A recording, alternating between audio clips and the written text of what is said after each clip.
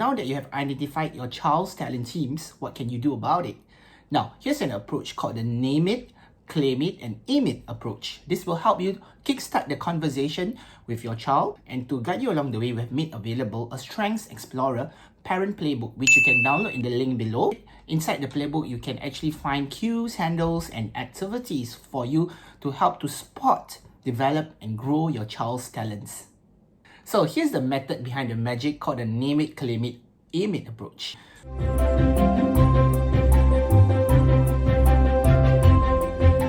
First, name it. This is about identifying your child's talents, and this has been done through the Strengths Explorer test. Inside the Strengths Playbook, you have a brief description on the optimal behavior that your child will reflect because of their talent teams.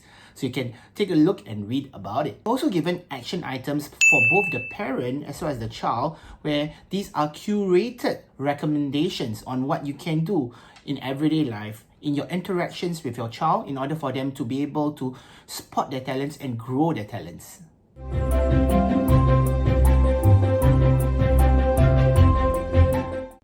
Second is called Claim It. A lot of times in Singapore, when we are given praise, how do we respond? A lot of us will say, no lah, it wasn't me, or today is just my lucky day. While it is important for our child to remain grounded, it is also important for us to learn how to appreciate and celebrate our child's strengths. So now that you know your child's top 3 talent teams, it is time to observe on how do these talent teams show up in their life. How have they used it in order for them to achieve past successes? How have they used it to express themselves? How have they used it to build relationships with others? How have they used it when they are under pressure? One thing you can do is to come up with a list and to write it down. This can be seen on page 23 of the Parent Playbook, where you can write down instances on how your child have used their talent teams previously in their life. Another activity that you can do is on page 26 of the Playbook, whereby you can write down some of the activities that your child is really good at. And then you can, from there, you can come up with the different successes that they have achieved through this activity. And from there, the third portion is for you to reflect which talent teams did they use, which talent teams did they call out in these successes. So for example, if your child wants to overcome the challenge of procrastination and their talent team is relating, one thing that you can suggest them to do is to set up an accountability contract with some of their closest peers that they like to hang out with, so that they can hold each other accountable for doing things on task on time.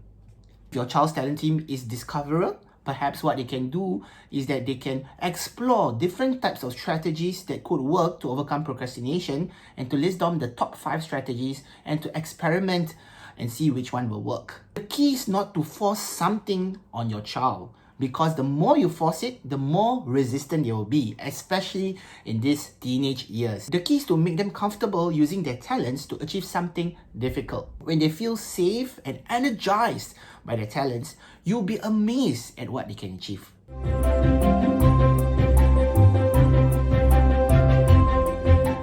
Exercise to help you in aiming it is this exercise on page 28. Here it is time to review the action items that is in the top 3 talent report that your child has, and to see which ones do you think are the most suitable that you can do as a parent and your child can act upon as a child. The thing you can do is to have a conversation with your child to go through these action items and to discuss on which ones are important, and to set a commitment for you to follow through on these actions. One thing the Strengths Explorer does is that it helps you to create a common language between you and your child. So the next time you communicate with your child, look at their top 3 talent teams and use language and words that are consistent and aligned to their talent teams. Based on the different talent teams, they will communicate different emotions differently. For example, your child who is competing, to communicate joy, they will say, yes, I've beaten others. For your child who is achieving, you say, yes, I have finished my work. Your child who is relating, say, yes, I spent some quality time with my friends. When you use the language of strengths, you will speak directly to their heart. And this can help build bridges, create positive emotions, and build trust and fellowship between parent and child. A support system that they know they can count on, especially in these volatile adolescent years.